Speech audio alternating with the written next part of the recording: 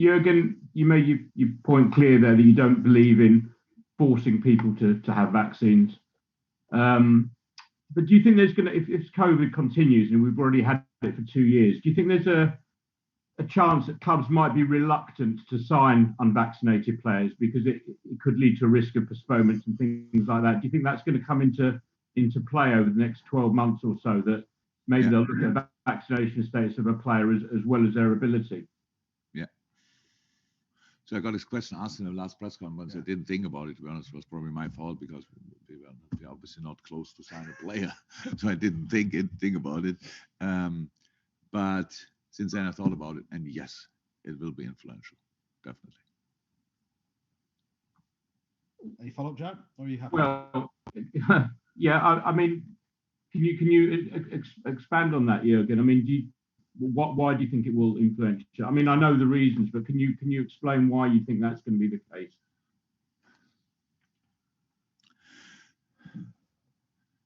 Now, in a situation like this now, let's take our situation now. If a player is not vaccinated at all, he's a constant threat for all of us. Without it, he doesn't want to be a threat, of course. It's not that he thinks, oh my God, I don't care about the others, but he is. So we have to find different scenarios. So he has to change in a different dressing room. He has to eat in a different dining room. He has to sit in a different bus. He has to drive to wherever in a different car. And from an organization point of view, it's a real mess. It's a real mess. If you really want to follow the protocols, it's incredibly difficult to do. If one gets COVID and he was in the last 4 days around him, he will be in isolation.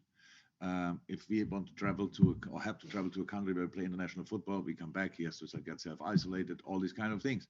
So this is the one. And of course it will be influential. So when we all have to do all these kind of things, like extra building for unvaccinated players, it will not happen. So hopefully not. Hopefully it will not be necessary in the future. That's it. Okay. Thanks, Joe. David Lynch, and then we'll finish with Russell. Yeah, you're on mute, David. Sorry, my fault. Should have gone there. Okay. Is that, yeah? Should be there now.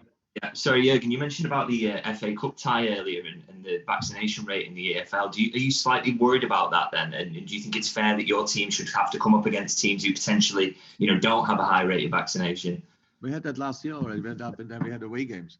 I don't know 100%, but I don't think a lot of things changed since then. So you go there to an FA Cup game, away game,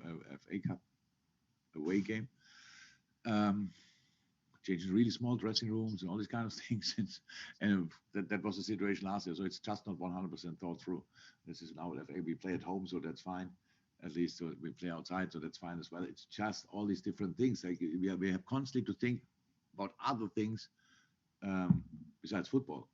And that's obviously pretty special because we have enough football already to think about these little things. But I'm not concerned because I could not play them or whatever. But we have that situation. We play a football league team at home, but others play away. And I'm not sure how that is sorted because it's not.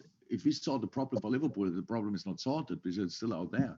So we have to sort the general problem. And that's when I mentioned that's not only stop the league or continue like usual.